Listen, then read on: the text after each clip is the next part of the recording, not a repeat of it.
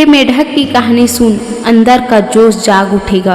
एक बार एक अध्यापक बच्चों को कुछ सिखा रहे थे। उन्होंने एक छोटे बर्तन में पानी भरा और उसमें एक मेढक को डाल दिया। पानी में डालते ही मेढक आराम से पानी में खेलने लगा।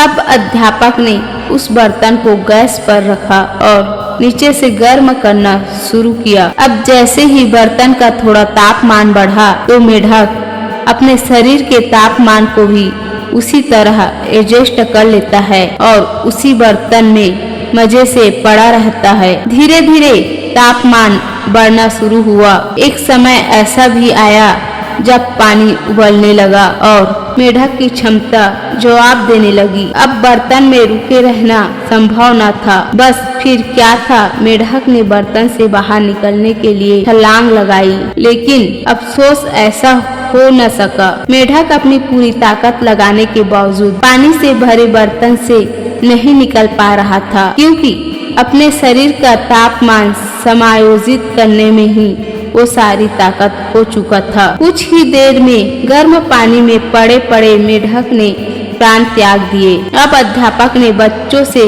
पूछा कि मेढक को किसने मारा, तो कुछ बच्चों ने कहा गर्म पानी ने, लेकिन अध्यापक ने बताया कि मेढक को गर्म पानी ने नहीं मारा, बल्कि वो खुद अपनी सोच से मरा है। जब मेढक को छलांग मारने की आवश्यकता थी, उस समय तो वो तापमान को समायोजित करने में लगा था। उसने अपनी क्षमता का प्रयोग नहीं किया, लेकिन जब तापमान बहुत ज्यादा बढ़ गया तब तक वह कमजोर हो चुका था। मेरे दोस्तों, यही तो हम सब लोगों के जीवन की भी कहानी है। हम अपनी परिस्थितियों से हमेशा समझौता करने में लगे रहते हैं। हम परिस्थितियों से निकलने का प्रयास नहीं करते, उनसे समझौता करना सीख लेते हैं और सारा जीवन ऐसे ही निकाल देते हैं। और जब परिस्थितियां हमें बुरी तरह घेर लेती है, तब हम पछताते हैं कि काश हमने कभी समय पर छलांग मारी होती। जैसे कई छात्रों का पढ़ने में मन नहीं लगता और शुरुआत में वो खुद को समायोजित कर लेते हैं कि कोई बात नहीं, कल पढ़ लेंगे, लेकिन यही चीजें एक दिन उनकी आदतें बन जाती है। उनकी मानसिकता ही वैसे बन जाती है, फिर वो चाह कर भी नहीं पढ़ पाते। फिर जब नौकरी के लिए दर दर ठोकरें खानी पड़ती है तो याद आता है शायद समय पर छलांग मारी होती तो मैंने भी अपने